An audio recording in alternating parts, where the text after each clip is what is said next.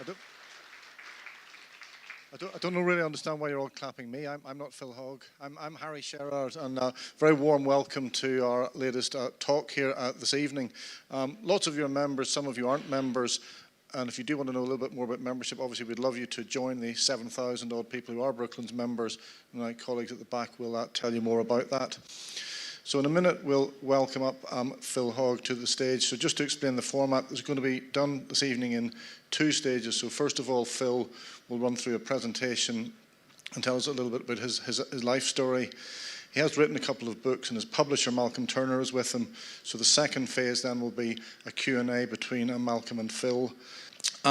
So Phil began as a teenager flying Tiger Moths, and ended up as senior captain on British Airways 747s. So to tell you about what happened in the middle, please welcome to the stage Phil and Malcolm. Thank you very much. Well, I don't want to talk too much about myself. I'd like to talk about the people I flew with and the stories I have written. And I'll start by reading you the first 3 paragraphs of the introduction to my second volume of stories, which I very much hope you might like to buy. Now, I was incredibly lucky to have flown for BOAC before the days of mass travel, when flying was still an adventure, passengers travelled in style, airports were pleasant places to visit, and the world was not at war. The stories in these 2 volumes of Sky Talk are mostly based on true events. I have altered the locations and disguised the characters to protect the innocent. But they're all technically accurate, placed in real locations and in the correct historical context. Some describe the amusing capers of my colleagues, and I think some of them are here tonight. Some are autobiographical, and some are based on tall stories told over many beers. But the thread of serious flying is there throughout. There is an aviation saying, rather trite, but nevertheless true, and with more than a ring of truth: there are old pilots and bold pilots, but no old bold pilots. Now, I'm sure most of you have heard that before, and there's absolutely no place for hubris in any type of flying. Absolutely no place at all. So I'll start at the beginning and talk a little bit about myself, and then we'll have the question and answer sessions. But the main thing is, it's about the people who did the job back in the 60s and 70s and later, and giving true recognition to all those activities beneath the surface, as it were, that allowed us to fly. Not just the organization with an airline, but the people who designed and built and maintained aeroplanes. And of course, those of you who know that the VC-10 was designed and built here. Those of you who know about airports, airports have to be built and operated, and that's a complicated task in its own right. Not many of you may possibly know much about air traffic management. You've all heard about air traffic controls, which is the air traffic control, which is the only bit that people seem to know about. But there's a whole raft of stuff behind that, which I'll explain a little bit about towards the end. And there are also a lot of government organizations which help to keep us safe. So all of that will come into my talk. But it's about people as much as it is about flying, and the colleagues I flew with, who genuinely I felt were my friends and colleagues, and I loved flying with them. Now, let's start at the beginning. I was born in Penang, just before the Japanese invaded, so you can imagine that had some rather disturbing effects. My father had been a merchant navy officer in the Indian Ocean and all around the Far East, and at the time of the war started out there, he was in the Royal Navy Reserve, patrolling off the coasts of Malaya. He had been born in Manila in the Philippines, where my grandfather worked. And my great-grandfather was in the Bengal Horse Artillery of the British East India Company. So you can imagine that with a background like that, I wanted to travel the world. And I can remember about the age of 5 or 6, I had a burning desire to get out around the world, and I wanted to be an explorer. Well, I never was an explorer. Something else happened. My father, after the war, bought a tiny cottage and a few acres of land in the middle of Devon, and we kept chickens and ducks and geese. And one day, this aeroplane landed in a field nearby. And I was mad keen to go and look at it. Well, of course, by the time I came back from school, it had flown away, so I never saw it. But it sowed a seed. And it's surprising the number of people who at the age of 8 or 9, something happens and it sows a seed. And this would have been in probably 1949 or 1950. The first aeroplane I got airborne in as a passenger was a de Havilland Dragon Rapide. A school friend had an aunt who lived in Guernsey, and he invited me to go and stay with him with his aunt one summer holiday. So we flew from Exeter to Guernsey in this and back again. And I thought, wow, if this is flying, that's for me, absolutely. Now, at school, I shared a study with another chap who's in the audience here, and we both built model aeroplanes together. And we both did flying scholarships, courtesy of the Royal Air Force. He did his at Christchurch, I did mine at Exeter, and I learnt to fly in that aeroplane in 1959. Now, the important thing is, much as I enjoyed my flying, and to be a young schoolboy upside down in a tiger moth in an open cockpit, I mean, what more could you want? But this is the lady who taught me to fly. Now, how many women were flying at that stage in 1959?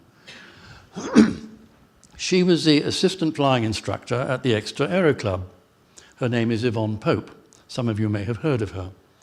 She went on to become the first woman civil air traffic controller in Britain, and what's happened? The first woman jet captain in Britain, and here she is at the controls of a BAC 111. Now, you've only got to look at her face to see what sort of a woman she was. Everything was fun, she was enthusiastic, she said flying is wonderful, enjoy it for all it's worth.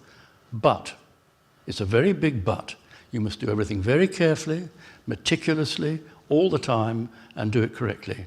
If you don't, it will turn around and bite you. That's a pretty good motto for flying in general.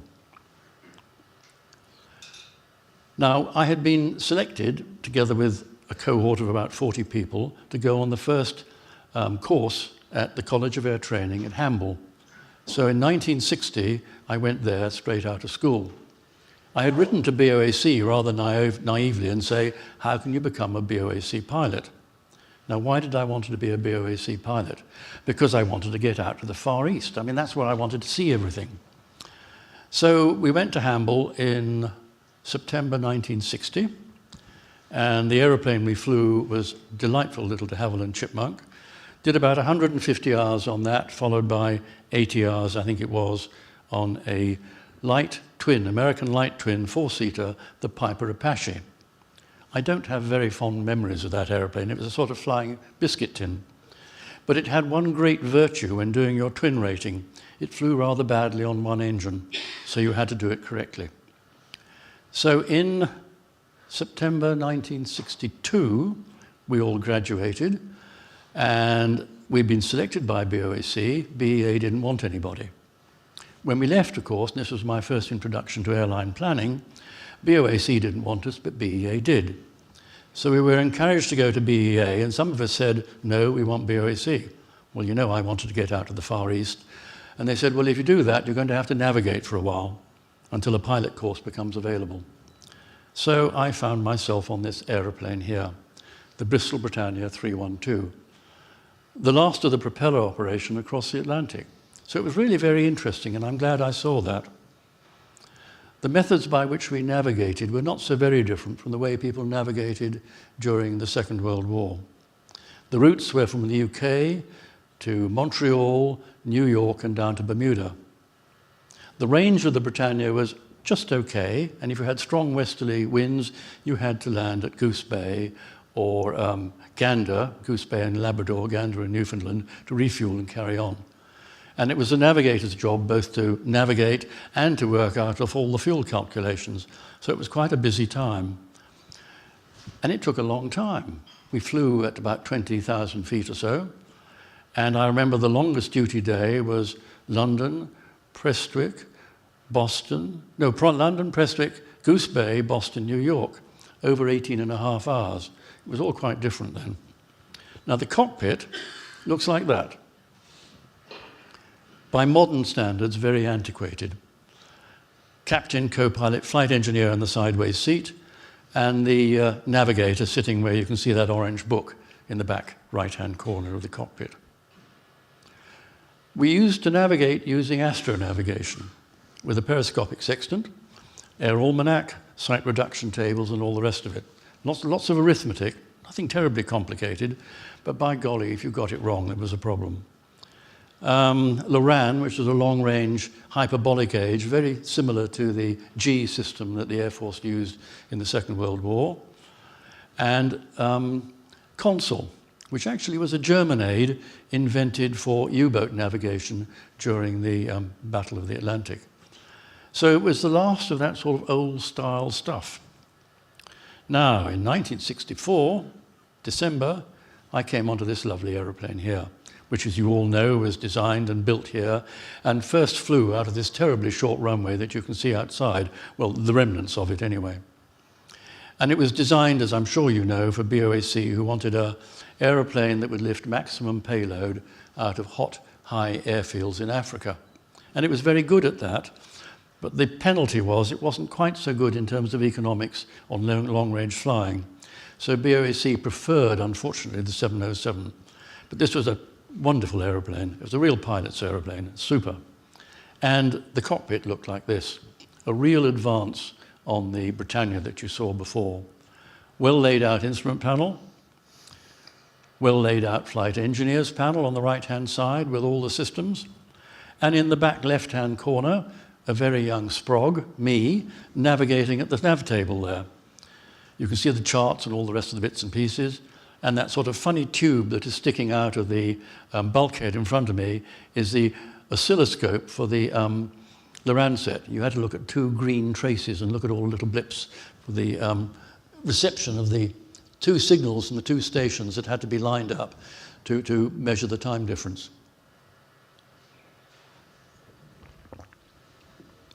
Astronavigation was done like that. There's a chap putting a periscopic sextant up through the top of the flight deck. And obviously it's daylight, so I presume he's taking a sunshot. Now, the route structure we had was fabulous. I mean, really, I look back at it, it was wonderful.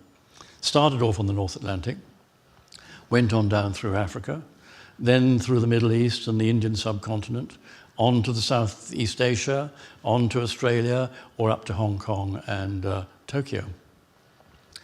And in those days, and I'm talking about the 60s, a passenger would take well over 35 hours to go from London out to Sydney.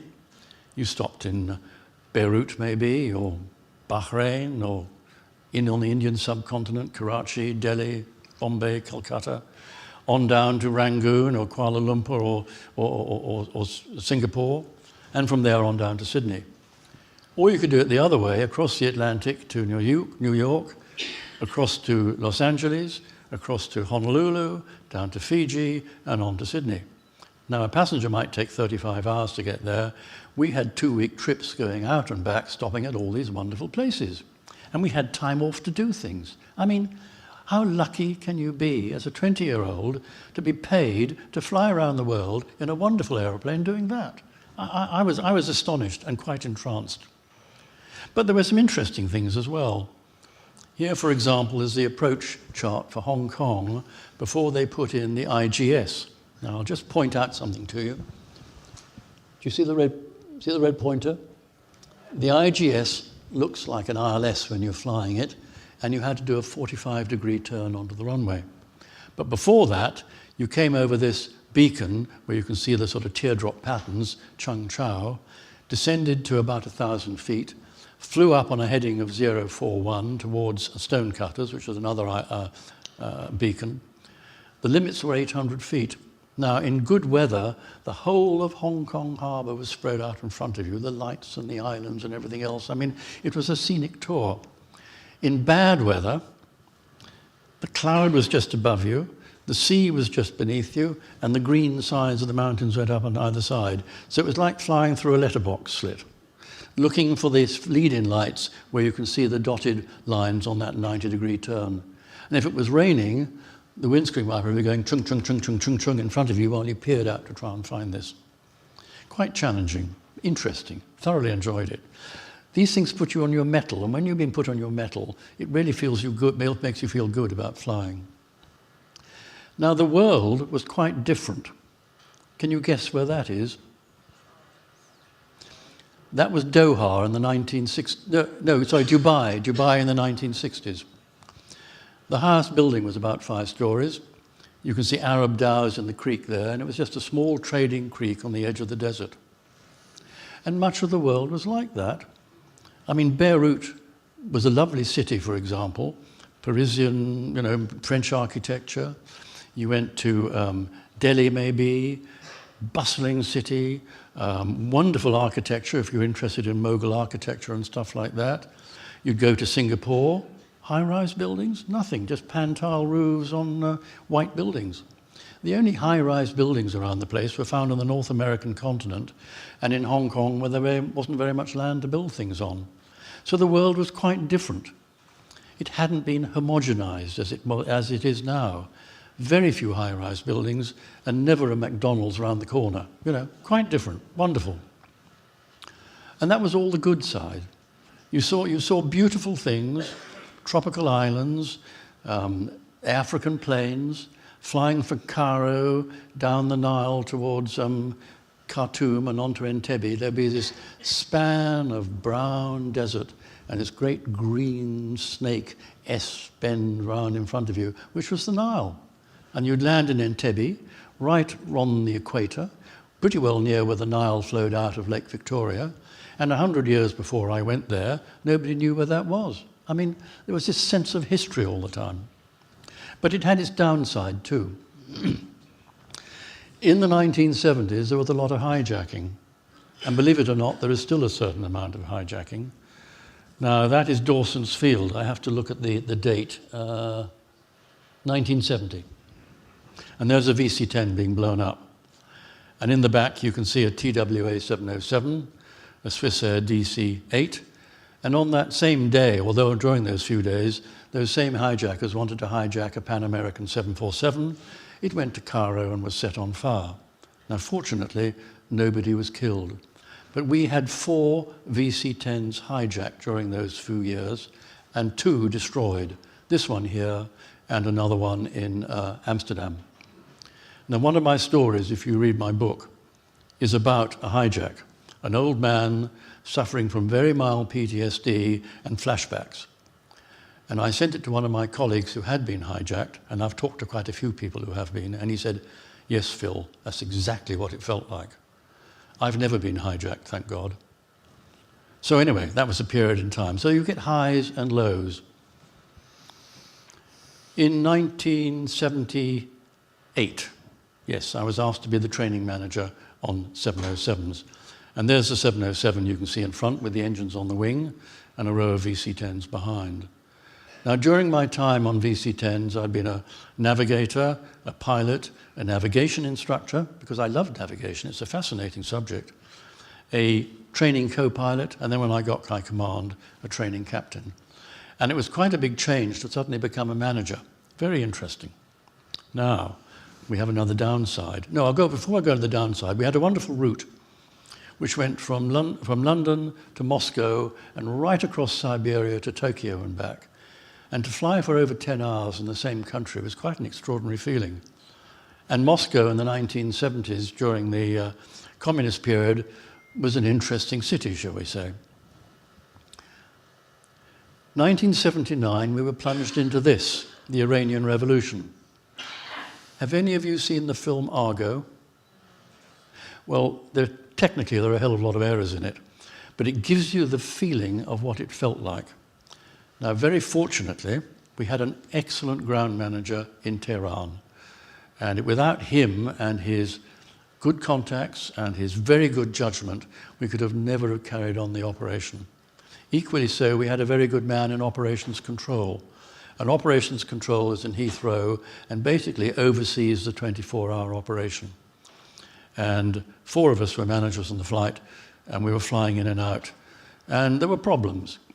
From the ground point of view, there were Iranian guards running around the place, revolutionary guards, waving guns. People were taken out of the passenger crews trying to leave, and you never knew what happened to them. And there were quantities of people wanting to leave. The navigation aids weren't being maintained properly, and the ATC was being done by the Iranian Air Force, who didn't really know how to do it. And we carried on doing that on and off right until September, I think, 1980, when the Iran-Iraq war started.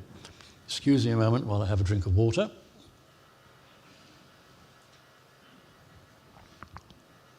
One of the things in an international airline is you're flying in a world where there are problems. It might be hurricanes, it might be typhoons, it might be volcanic activity, it might be earthquakes, it might be a revolution, it might be a coup, or it might be an outright war. And those are the things you have to keep in touch with and looking at all the time. That's mainly the job of operations control, but nevertheless, as a flight manager, you also have an interest as well. Now, in 1981, I was asked to be the training manager on the 747. Twice the size of what we'd flown before. A wonderful aeroplane, 4 engines, pretty well 4 systems of every variety. You had quantities of redundancy, and the handling was absolutely excellent. Now, the VC-10, as good as it was, being a T-tailed aircraft, could get into a deep stall. It was prevented by a stall warning system and stick pusher. The 707, as you came up to a highish Mach number, the center of lift moved aft and the nose wanted to go down like this. This aeroplane, you had none of those problems. It stalled immaculately. It flew at high speed immaculately. The controls are very sensitive. I've flown that aeroplane on a test flight at Mach 0.97 and it still flew immaculately. Excuse me a moment.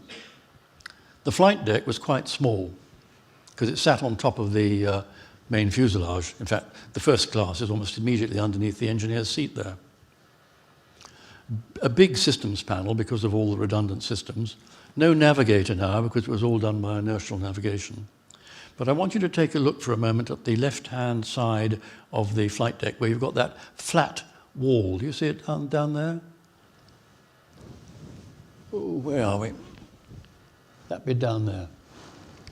Now, when you pressurize an aeroplane, you pressurize it up to about 7 or 8 pounds per square inch.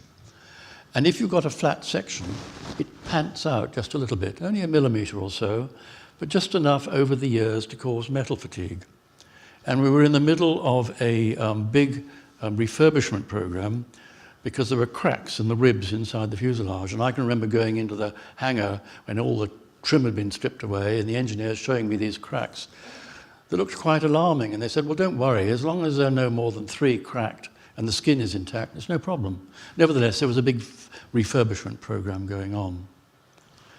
And in 1988, the USS Vincennes, the US Navy, fired a missile at an Iranian Airbus flying from Bandar Abbas to Dubai. And of course, it was shot down with a loss of, I don't know, several hundred lives. Only a few months before, it had challenged one of our airplanes going into Dubai, and I learnt sometime later from the Royal Navy that it was only prevented from shooting down our airplane because the Royal Navy intervened. You know, that's a worry. This was during the time when you had a lot of Iranian gunboats coming out and being a damn nuisance to oil tankers going in and out of the Straits of Hormuz.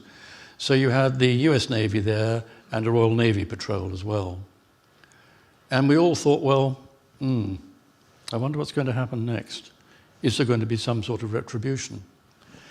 And indeed, in the latter part of 1988, there were warnings that a bomb might be placed on an American aeroplane. And of course, I'm sure you all know it was. I have to say, I find that picture really quite disturbing. At the time, we all thought, and this time I was the chief pilot of the fleet, we all thought it's a structural problem. And if it's a structural problem, a lot of our aircraft might be grounded. And the same problems were happening to Pan American's aeroplanes, TWA, all the early 747s had this same structural problem. And in the short space between Christmas 1988 and the New Year's Day, a man from the Metropolitan Police rang me up and said, could he come and discuss the flight profile and pressure cycles within the aeroplane? So he came down to my office, and the engineering manager was with me too, and we went through the whole doodah with him. And he opened up his briefcase and said, we think it's one of these. And he showed us pictures of the Toshiba radio cassette player in which the explosives had been hidden. And of course, that is what did happen. Now, whether it was the Iranians who did it, I'm sure the Iranians teed up the Palestinians, who then teed up the Libyans, who had their own reasons for wanting to damage an American aeroplane. And of course, there are a lot of conspiracy theories around all of this.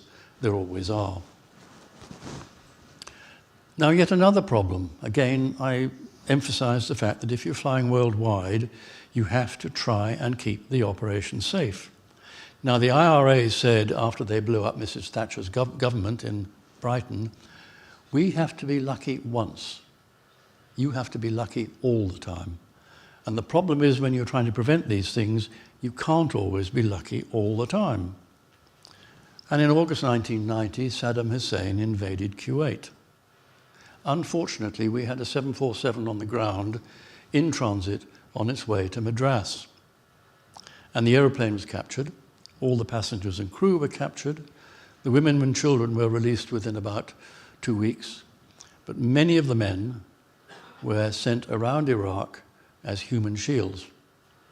Now, this was a great concern because if the war had started then, probably many of them would not have come back. But I'm pleased to say that on the 10th of December 1990 they did, and that was a wonderful feeling. Now, right from August 1990, right through until February the 26th or 27th, the end of February, I was in the crisis management organization dealing with all of this. And our problem was, how do we fly in and out of Bahrain, Doha, Abu Dhabi, Dubai, and Muscat, coming in down over the Persian Gulf with an international naval task force in the Gulf and military, you know, all the coalition military building up in the desert. It was an American-led coalition, and of course a lot of Air Force stuff. And the problem was, how could we continue operating safely when there might be a war? So it required a lot of work by a lot of people in operations control and in our safety security department and in the flight operations bit on how do we make the right links with the military, both the Air Force and the Navy, to make sure that we could continue flying safely. How would we know when to stop? How could we know when to alter our routes and so on? All I can say is it worked, thank heavens. We had a lot of planning to do. At one stage, the Foreign Office wanted to put together a plan to evacuate 6,000 British UK passport holders. Now that's quite an operation, just thinking of how you do all the planning of that. The Ministry of Defence had a lot of our aeroplanes adapted with stretchers, so that if there were a lot of casualties, they could be flown out. So all of that sort of planning we had to do. So there's a lot more that goes on in an airline than just flying aeroplanes. Unfortunately, at the end, when the war occurred, our aeroplane was destroyed on the ground. That was the only aeroplane that was lost on my watch. Thank heavens, we didn't lose a passenger of any sort, but it was a close-run thing. Now, on the strength of that, I was given a general manager job, which involved security, but also engaging with air traffic management. And of course, the main part was with the UK National Air Traffic Service, but also with Eurocontrol in Brussels. I'll just take a quick sip of water, if I may.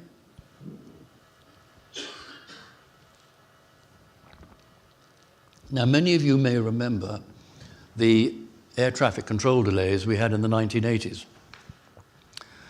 And it's not just air traffic control. The problem is that Europe was, and still is, a jigsaw puzzle. You can see it there. A whole lot of different flight information regions. If you take France, for example, there are 5 control centres. And there are different control centres in all the other countries.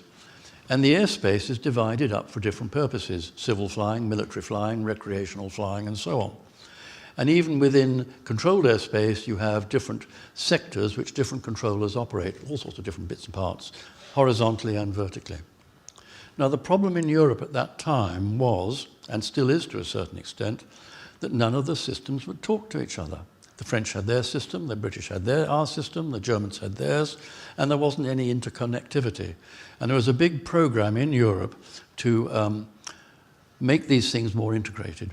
So part of my job in British Airways was trying to encourage all of this. And when I retired in 1995, I did a 5-year job in Brussels, as the IATA's technical director in Brussels, dealing with Eurocontrol, NATO, ICAO, the European Commission, and all the various civil aviation authorities around Europe. An absolutely fascinating job. Not flying, that basic bedrock that's required to make sure that the people who fly aeroplanes have got all they need to do it properly. And during that time, I bought a house in the south of France and met this man. Now, you meet people every now and then that sort of change your direction. The first one is Yvonne Pope, who I showed you, who taught me to fly. This man, Walter Wells, was a retired professor of English from an American university. And he lived in the south of France, near where I had this house, and over several glasses of rosé, as one does in the south of France. He told me about a website that he ran. Once a month he sent out, a lot of people contributed to it, and he published this website on the internet. There were academics of all variety, there were artists, there were musicians, there were medical people and so on. And he said, "We don't know anything about flying, will you write for us?" So I began to write articles. Now up to then I'd only written instructions for pilots and flying manuals and stuff like that. And he coached me in writing. And I owe him a big debt of gratitude, because it ended up with 2 volumes of books. This is one of them. There are 2 of them in the back there. And I very luckily found Malcolm here, who had written a book on BOAC, and he very kindly agreed to publish my stories. I wrote 36 of them, and here are the various titles. They're all based on real events, disguised so I don't embarrass anybody, without revealing any personal secrets, because that would be wrong. And they all have their derivation on things that have happened. For example, flying with some of the ex-RAF bomber pilots that I first flew with when they were captains on VC-10s. Hijack is one, a training flight is another, and so on. People dying on aeroplanes, which I've had happen, and I've done a story about that. And a lovely captain, some of you may know him, Tom Stoney, who coached me on how to fly into Montego Bay at night, where the wind changes from one direction to the other and then back again. He was just one of those lovely people who could just talk you through things. So one of my stories, that character is recognizable, and really it's a homage to his ability as a training captain. So, over to you. Thank you, Phil. Yes, I'm Phil's publisher, and I suppose, was it 2.5, 3 years ago you first contacted me? Yes, it was very fortunate, because when lockdown occurred, I was busy sorting out the book with Malcolm, and I hardly noticed lockdown at all. It was wonderful. I got a contact from Phil, and he sent me some of his stories. And when I first became a publisher, I got advice from a wise old publisher I knew, who'd retired many years ago, but had run a very large publishing company. And one of the things he impressed on me was, he said, whatever you do, don't publish collections of short stories. Absolutely nobody will buy them. They're disasters. Most of the big publishers won't touch them with a barge pole. And Philip sent me this set of short stories, and I started to read them. And straight away I started to think, these are really wonderful. These really deserve to be published. So hang the advice.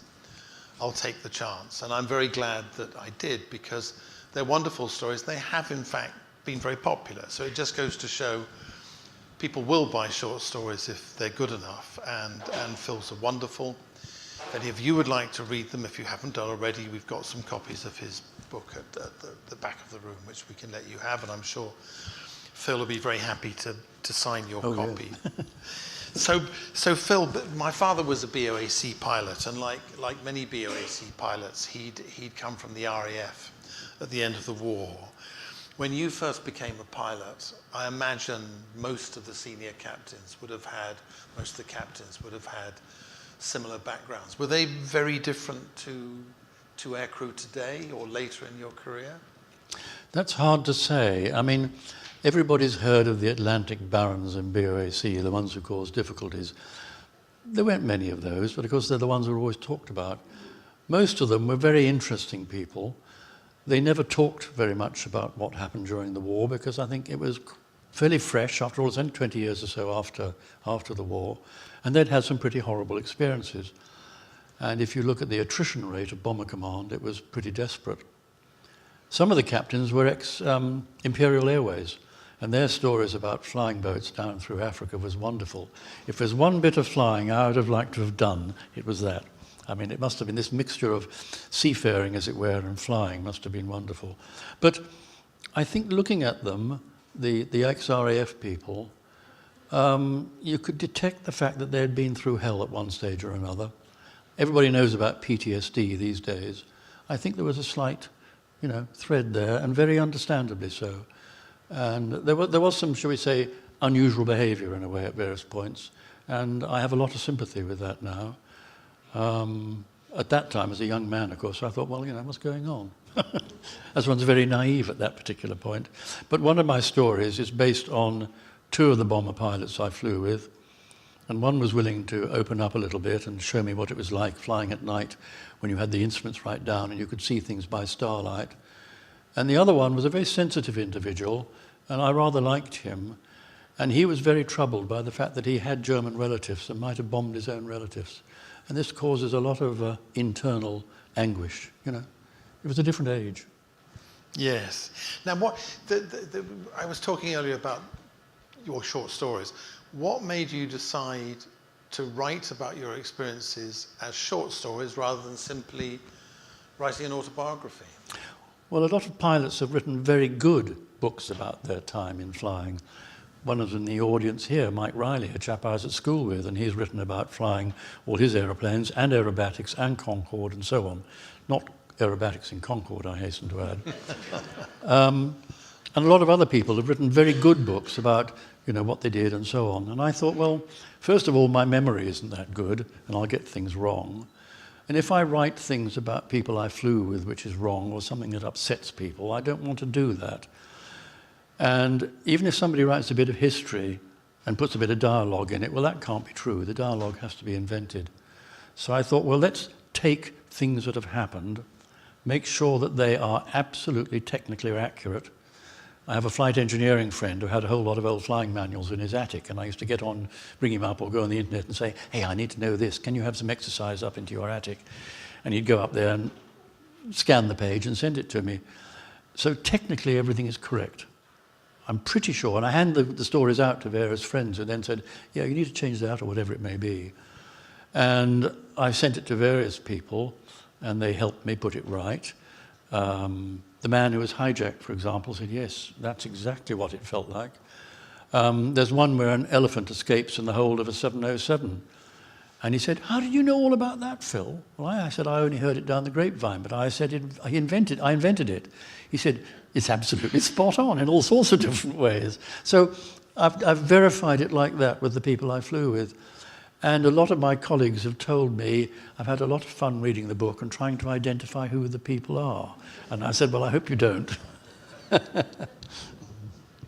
They're beautifully written, your stories, and as I started to read them, they reminded me of the stories I read when I was young of W. Somerset Maugham. Who influenced you as a writer? Where does your style come from? Well, I like Somerset Maugham very much as a writer. I like his Far East connections because I was brought up with all these stories of the Far East, of Rangoon and Bangkok and Singapore and Penang and all the other little places around the Far Eastern Islands. So Somerset Maugham's short stories of Malaya and the Far East appeal to me. I can see that straight away. I like Joseph Conrad's stories. Now, both of them start off with, maybe Joseph Conrad's in particular, two old sea captains sitting in a place and sort of thinking, do you remember? And then starting to talk about things.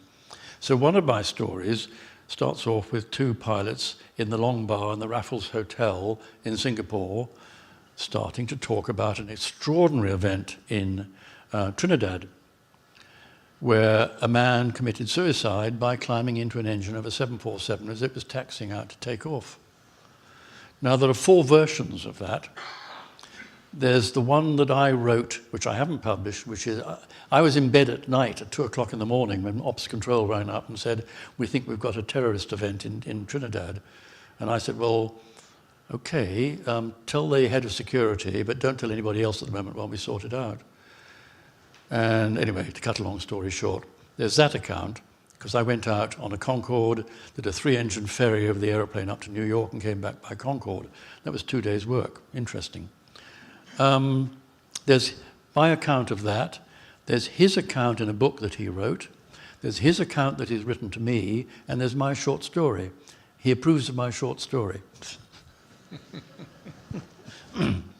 How do you set about writing a story, Phil? How do you start? Well, first of all, I think of the characters and the people I knew. And I put in my head somebody I knew, and it may be a combination of 2 or 3 people, and the way they behaved and the way they did things. I'm afraid I'm one of those watchers. I look at people, I'm interested in how people react and all the rest of it. And then I rather liken it to, I have an idea, I know where I want to get to, and it's on the other side of this wood. And I go down a pathway, and I take a bit, and that's a dead end, and I take another one, and that's a dead end, and I find my way through to the eventual goal, and I have a bit of description, which I get technically correct, a bit of the description of the places we were in, and that is correct, because I've checked it all out, and the characters are amalgamations of various characters, and work my way through it. Now, there are 2 things that are worth reading if you want to write. One is Stephen King on writing. And if you have an idea which you love and you keep doing, he says, kill your little darlings, get rid of them. And when you've written something, chop out 10%, chop it out, keep chopping it out, keep chopping it out. Who's the other person? Oh, George Orwell. George Orwell is wonderful. Write, you don't use long words where a short word will do. Say exactly what you want and don't be too flowery and all the rest of it. And I've read a lot of other people. I mean, I like John le Carré, for example. Not necessarily because of the spy stories, but I do like them. But because with just a few lines of dialogue, he describes a character. And you can picture him just like that. There are other people. There's, believe it or not, Virginia Woolf. Interesting way of writing things. Who else? Oh, I've got to look at some of the. I've got some fact sheets here in case I forget all of this sort of stuff. Graham Greene, he's an interesting writer. Patrick O'Brien, if you've read any of his sea stories. Jane Austen is a fascinating writer. Her brothers were in the Navy, and so that nautical correction is interesting. E.M. Forster is another who can conjure up a character with just a few words. That is what I've tried to do. Now, mine is not literature, but that's what I've striven for. Whether I've achieved it is for other people to judge. That's a good answer. One of the things I particularly like about your books is they're nearly all about flying, but yes. You don't burden the reader with too much technical detail. Most of them, you give the reader just the amount of technical detail that they want. There's one story I particularly like, a favorite of mine, about a crew taking off from Vancouver. And as they take off, this one there is some technical detail, because as they take off, they have a whole series of technical problems, and they have to come back and land, and it's all very challenging and very tense. There's a wonderful twist in the end of the story, which I won't give away because you have to read the story. But it's really beautifully done. How true are your stories? How closely related to fact are they? Well, a friend of mine on a twin-engine aeroplane, a 767, took off out of Vancouver and went into a flock of birds. I don't know what variety. One engine stopped, and the other was, shall we say, a little lame. And he did a circuit and got back on the ground and was very relieved. The story is based upon one of the simulator details we used to do on the, because every pilot has to come in, and flight engineer, every 6 months and does 2 simulator details in consecutive days. And one of the exercises we did on the 747 was to take off on an airfield. We adjusted the weight in the simulator so the airplane was flyable just. And the whole idea was so that you could practice flying it on 2 engines. So the pilot knew what was going to happen. That was the whole point. Because what you're trying to do was encourage confidence in the airplane and develop the techniques. And you'd take off, have an engine fail just after V1, lift off, and shortly afterwards the other engine would fail, and you'd have to dump fuel and all the rest of it, come back and land. So the story is based on that, and the technicalities in that are absolutely correct. But talking about technicalities, my wife is in the audience somewhere there, and she works as a translator and writer, and she's done copywriting and all the rest of it, proofreading. So when I write aviation gobbledygook, I gave it to her, and she turned it into plain English for me. Well, she did a very good job. They were very Well, clean. she did, yes. They were very clean manuscripts. Your Well, wife there's has another man in the audience who's a cousin of some variety. When I sent him the stories, he liked them. He invented the title, Sky Talk. Well, it's a very good title. So thank you, Hugh. Your wife has helped you. How many other people helped you with these stories? Lots of people, because I tried them out on people. When I had got partway through a story and wasn't quite sure, I would send it to a couple of people and say, what do you think? Does this ring true? And some ideas would come back. For example, there's one about a passenger dying on an aeroplane. Now, I've had 2 people die on an aeroplane. One was when I was a co-pilot, and the chief steward came up and said, there's a chap down there having a heart attack. So the captain said, now you fly the aeroplane as fast as possible to Calcutta. We were coming up from somewhere like Singapore. And he said, don't tell them there's somebody dying, just say we've got a medical emergency. He went back, came back a little bit later and said, well, he's definitely dead. But still don't tell them they're dead, because otherwise we'll be sorted out with Indian bureaucracy. Just say we've got a medical emergency, we want an ambulance on the tarmac straight away. So we did that, and we carried on to wherever it was. The other time was flying from Tehran to London, and we took off, and somewhere over Ankara, we were just about to serve lunch, when up comes the chief steward and says, there's a passenger, we think he's dead. I was the captain then, so I said to my co-pilot, keep flying the aeroplane, just get the weather for anywhere around the place, and went back to see what was happening. And indeed, the man was dead, because there was a doctor on board who was willing to say that. He couldn't certify death, but he was willing to write a letter for me to hand in afterwards saying he was.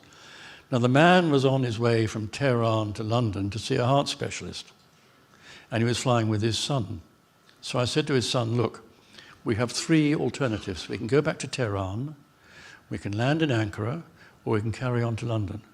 I don't recommend landing in Ankara because we'll be there for a very long time. How do you feel? So he said, I'd like to carry on to London. I said, oh, good, I'm glad you wanted that. So the chief steward and I picked this man up, carried him back, put him in the toilet and locked the toilet door. And the cabin crew started serving lunch. And we carried on to London. The Port Health Authority came on to see it wasn't infectious. The police came on to make sure it wasn't a crime of some sort. That was it. Now, I showed this to one of my flight engineer friends, the same fellow who has, no, a different flight engineer. He said, that's interesting. I have a flight engineer friend who flies for BOAC. And he said, they had a time coming across the Atlantic when a passenger died, and it was an all-girl cabin crew, and there was nobody strong enough to pick him up. And this engineer was a beefy chap, so he went back and helped pick him up and take him back to put him in the toilet, as one does. Cruise ships have special places for this, but aeroplanes don't. And he said, this chap, when he was going back, said, oh, anyone have the fish tonight? Now, this got back to the management, and he got hauled over the carpet afterwards. So I've put those 3 things together in a story, coming up from, where was it, Barbados, across the Atlantic, up to London. Now, all the thoughts that you do about do you divert here and what do you do and all the rest of it are exactly the sorts of things that any pilot would think about when doing it. And of course, it ends up in the paper, and the Daily Mail and the Daily Express make a great big rubbish about it. So it ends up with a little bit of comedy at the end. You need a bit of black comedy every now and then. How many of your stories are autobiographical, Phil? They relate to stories in your life? Or? Well, the first one in the volume 1, called Sweating Blood, is of my first trip as a navigator on my own after I'd finished my navigation training. And we took off from Bermuda, empty, because we were going to Richmond in Virginia to bring a load of American tourists for a holiday in Bermuda. They, I think, thought it was a Caribbean island when it isn't. Because we took off, and Britannia flies at about 20,000 feet, and we had to pass a whole row of thunderstorms. And we had to go way off track, around all of these, and people joked about, well, the rain's going to be happening in Bermuda soon all these punters are going to enjoy it. And I couldn't make the Loran work very well because it was at dawn when the Loran you have ground waves and you have sky waves that bounce off, and you've got to sort out and line up the right ones on this little oscilloscope in front of you. I couldn't make head or tail of it because there were these green blips rushing across the screen. And we got about a couple of 100 miles off track. So I've called it sweating blood because I did sweat blood at the nav table. I've sweated more blood at the nav table than I think I have flying. What other ones? Well, I've told you about the bomber pilots. Oh, yes. I was sitting in my office, chief pilot in London, right? You know, paperwork and all the rest of it. And a retired pilot comes into my office and says, a friend of mine has just died, and his widow asks, his dying wish was that his ashes should be scattered at 30 West, halfway across the Atlantic. He said, can you help?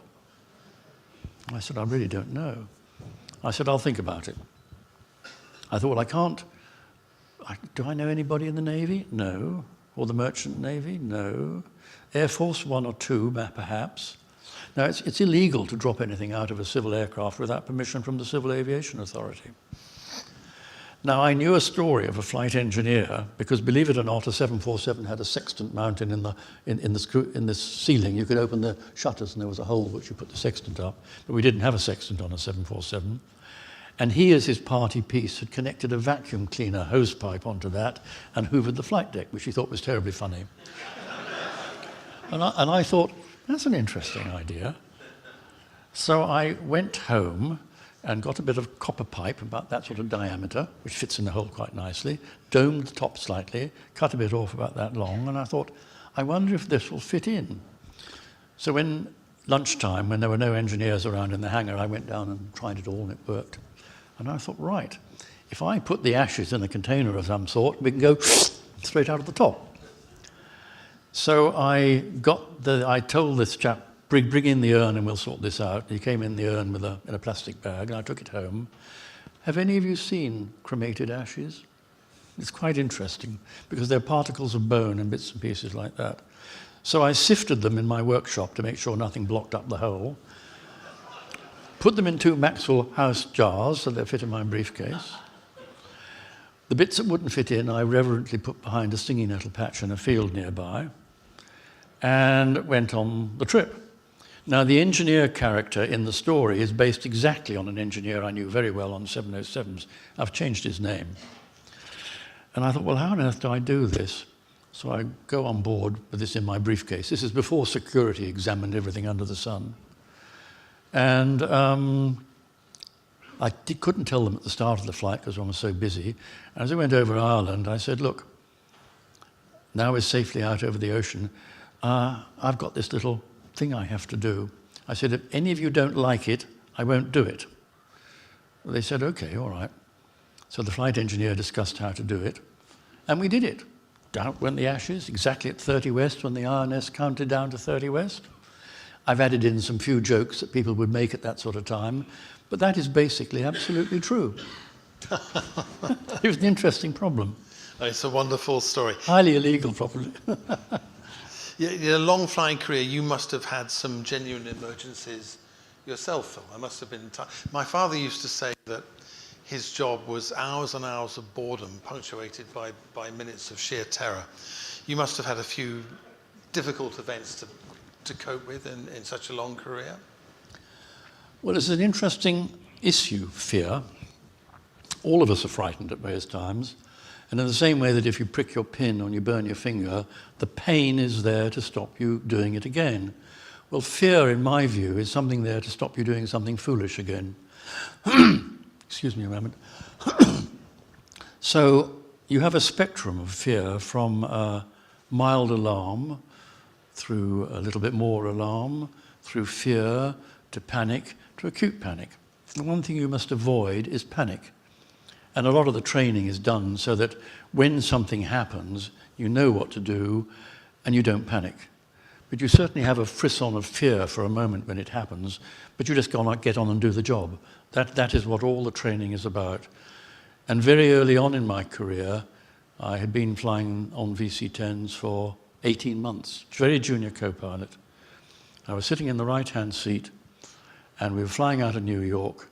I had navigated out, the other co-pilot was navigating back, and at 20,000 feet on the climb out, we smelt burning. It smelt electrical, like electrical insulation. And the flight engineer and the other co-pilot looked around and couldn't find anything. Our instruments looked normal. And suddenly, within seconds, the whole airplane filled up with smoke, boom, just like that. And I'm not exaggerating. You could only see that much in front of your nose. And the captain did something inadvisable. He shouted that he couldn't see his instruments. Whether that was before or after he disconnected the autopilot, I don't know. But he said, we have to descend and depressurize the airplane because we're on fire. And indeed, all the fire lights were on. Now, you have that clutch, and you think, ooh, but then you get down and do the job.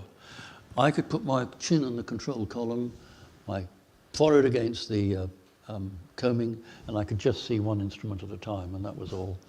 Now, he, I'm sure, was flying it as well. I was flying it. All four of us were doing things. And we got out of it, and we landed back at New York without dumping fuel because the smoke gradually cleared. And the fire brigade come round, and nothing was found, excuse me, and we taxied in. One of the passengers said it was the first flight he'd ever done. Excuse me a moment, I've got to do this, I'm so sorry. And he said, I'm never going to fly again. And I said, I don't blame you. All I can say is, that sort of a thing sharpens your perception. Next day, I walked around Central Park in New York, which is quite an attractive place, but I have never, ever seen the world so intensely beautiful before or since. And that affected the way I thought about flying quite considerably, because that was the first frightening thing that happened to me. And I read up books, and I read psychology books. I was very interested in psychology. What is the psychology of fear? What is the psychology of how you react when something goes wrong? How do your perceptions narrow down when you're under great stress? So I read a lot about that, and that probably sort of led me into a career in training and management eventually. Understanding people is the issue. No, trying to understand people. Phil, thank you so much. They're wonderful stories. If you haven't read them, I can really recommend them, not just for the revocation of flying in a bygone age, but as Phil so rightly says, for the people he knew, the extraordinary characters he came across in a long, long career. Are there any questions? Just before you do that, we saw some beautiful, beautiful things. I mean, you have the best windscreen in front of you, the best view. Flying over the western part of the Himalayas, the Karakoram, with the mountains just beneath you, and Everest way out on the side there is wonderful. Flying over northern Greenland, northern Baffin Islands, turn down the cockpit lights and see the aurora borealis. Absolutely wonderful. Climb out of London on a grey, damp February day, go into cloud, climb up to 20,000 feet, burst out on top, and the cloud is like a snowfield, blue sky above. Fly for 6 hours, descend down, slowly in, fly, hand fly around the town St. John's in Antigua and land. Tropical gem, climb out, go into the terminal building, which is half open, half closed. The passengers are there, the bags are coming off. Waiters and waitresses would come with trays of rum punches, and you'd have a rum punch with your passengers, go off to the hotel, jump into the sea and have a swim. I mean, what wonderful day's work. Thank you. Am I back on again? Yeah, so we'll have a couple of questions here. Got one quite near the front here. Thank you. Fascinating to hear your stories, Phil. Over here. Just here. Hi. Hello. You can't see me, don't worry. I'm trying to tally some of your stories with the contents behind you to work out which ones are which. But you said you graduated as a hamster, I think, in 1962. Yes. That was the year, I think, they signed the Supersonic Transport Aircraft Agreement, the French and the Brits, to create Concorde. I just wondered, from your perspective, being in BOAC during the years that Concorde was in development and then flight test and then entering service, it must have transitioned from being the next big thing, the next era of air transport, to becoming a white elephant. No disrespect to the great aeroplane, but in terms of supersonic travel. And could you just tell us your memories from being within the airline of how that era kind of progressed from seeing what potentially was your next aeroplane and the future of air transport to becoming something of a sideshow? Well, when Concorde was being developed, I was mad keen to fly it. And I was on the BALPA, which was the Pilots Union evaluation team, and spent some time at Filton. And my specialization was the fuel system. So I saw quite a lot of Concorde development. And I even flew the simulator before it first flew down in Toulouse. But my career developed differently. I think I was as interested in people as I was in flying. And I would have loved to have flown Concorde. It was the tops as far as flying is concerned. You say about how do I see the development of flying. Was that the rest of your question? Basically, it went from becoming the next era of air transport to becoming a sideshow. And how was that? Well, Did you think it was going to be a supersonic world in the 70s and 80s? I think the economics will probably dictate against it. And I think the problem with the sonic boom over populated areas, unless somebody can find a way around that. At the moment, I think it's unlikely, but you never know. Something might happen, hypersonic, much higher. I really don't know. I think the other big issue is how the aeroplane itself works. I mean, if you fly a VC-10 or a 707, it's all hand flying and you use the autopilot to help you. If you fly an Airbus, you basically put the inputs into 3 computers that vote between them and move the control surfaces for you. And it protects you from overspeed, from overbank, and from stall. Now, for a public transport system, I think that's the right way of doing it. The next stage is how far down the road should you go? And I don't know. I mean, I hear people talking about, well, we don't need pilots anymore, we can have pilotless aeroplanes. And my answer to that is, if you as an engineer, systems, software, or anything else, can pre-think every single problem that will occur and a solution for all of those, yes, it may work.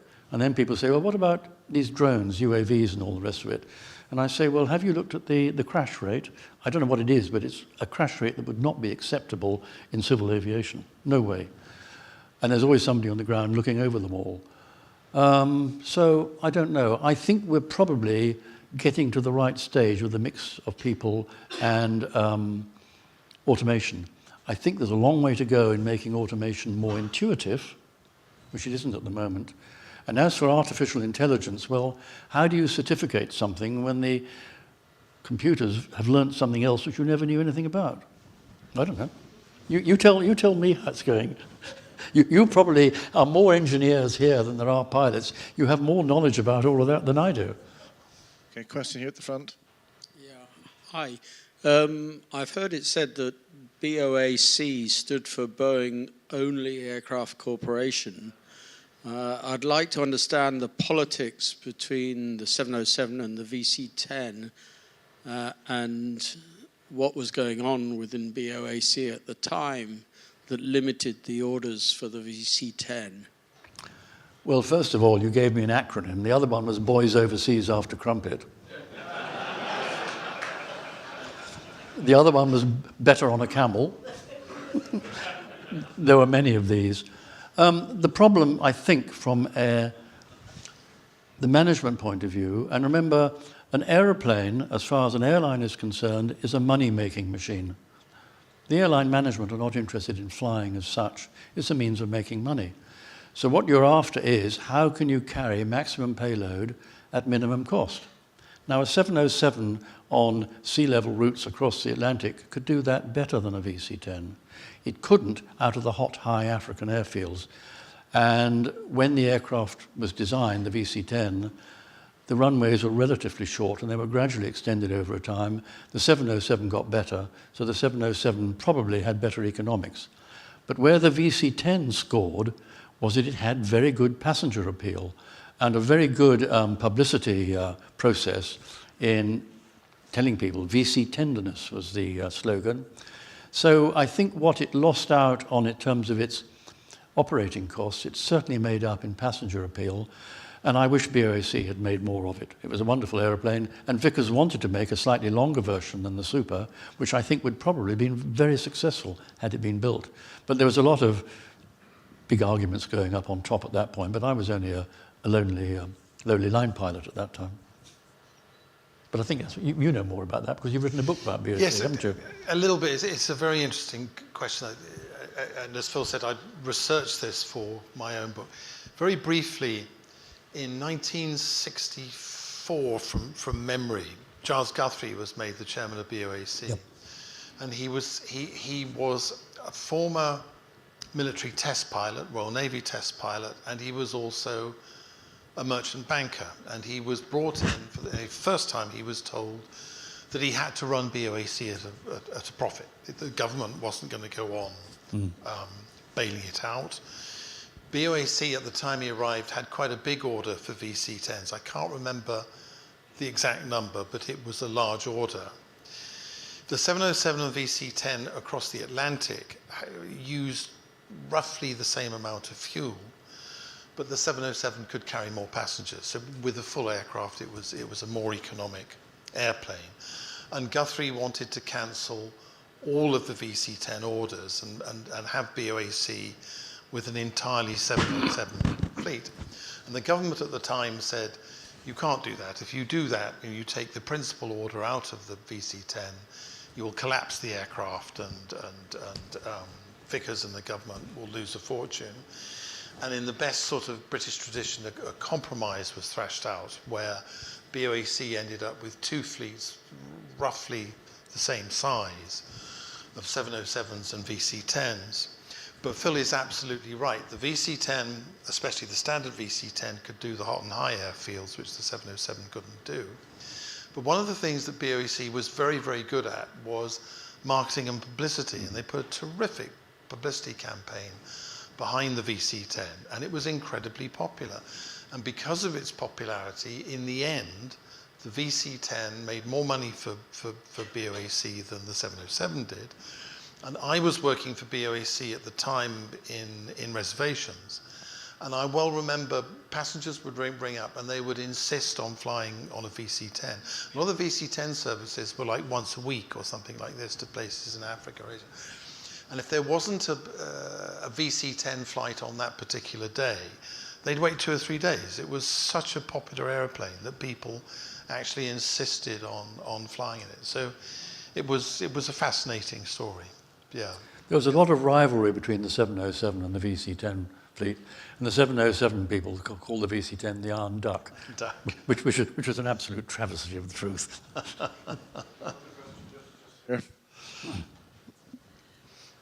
Phil, I just want to say thank you so much for a very interesting evening. As you know, I started flying as cabin crew on VC-10s and 707s in the 60s, and I carried on flying until 2004. I met you in 1987 when I was called up to your office, and I was shaking because... Was I that frightening? You were. Oh, dear. Because there was I as a lowly stewardess, and you had offered to fly the first Dream Flight, the charity that I'd started, which you flew. And I'll never forget, you put me totally at my ease. There's me, yes, Captain Hogg, no, Captain Hogg, thank you, sir. And you said, I just want you to call me Uncle Phil. I didn't say uncle, I just said Phil, come on. Come on. Thank you so much for that. Now, may I add something? The lady who's just spoken is Patricia Pearce. And she and a flight engineer and a few others set up a charity and did all the organization to take very, very ill children, really very ill children, to Florida to go to Disney World and all these other things. And as an encouragement, really. I mean, you think of the life if you are suffering from all these things and you can't do anything, and they are. So there was this charity, and they wanted to lease a 747 flight, I think. And Sir Colin Marshall, who was the chief executive, was a bit nervous about this because if you've got a lot of ill people in an aeroplane, how are you going to evacuate them if something goes wrong? And you've got to have the right proportion of ill people and able-bodied helpers. So I said to Sir Colin, I'll fly it, and I'll make sure we make a number of precautions to make sure it is safe. So we flew a slightly more northerly route than normal, so there were alternate airfields in reasonably close range. And we also flew at a lower altitude than normal, so that the cabin altitude was lower, because a lot of them had breathing problems. So with that, we did it.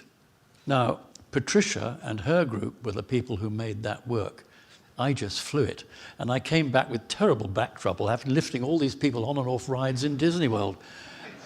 And I tell you what, it's one of the most humbling experiences I have ever had. Thank you, Pat.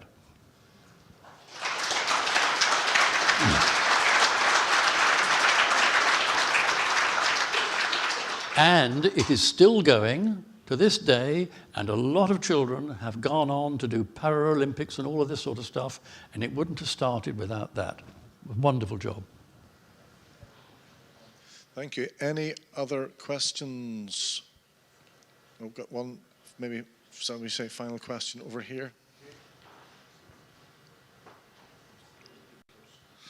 Phil, I was wondering if you're familiar with the Radio 4 series Cabin Pressure. And it was a very good parody of a small airline. And I'm wondering if you are familiar with it, whether you recognise any of the characters in that series. I live in France, where I cannot get BBC because of copyright reasons, so the answer is no, I don't know. But you'll probably find it's based on truth. So before I finish, can I give you one statistic? Sure. It's the only one I'll give you. And it gives you an idea of what the whole aviation community has done throughout all the ground stuff, all the security stuff behind the scenes, all the air traffic management stuff, all the engineering, all the things that go on. When I started flying, and let's just take the 1960 statistic, I can't remember the exact numbers, but if you take the rate of accidents of large jet aircraft, that's the rate per 100,000 flying hours or 100,000 kilometers, whatever you want to do. If that rate existed now, with the increase of traffic we've had over the years, you'd have about one major accident per day. That is the measure of what everybody in the aviation community has achieved. Thank you. Okay, well, thank you very much, Phil and Malcolm, for a fascinating presentation. Big round of applause for our speakers this evening.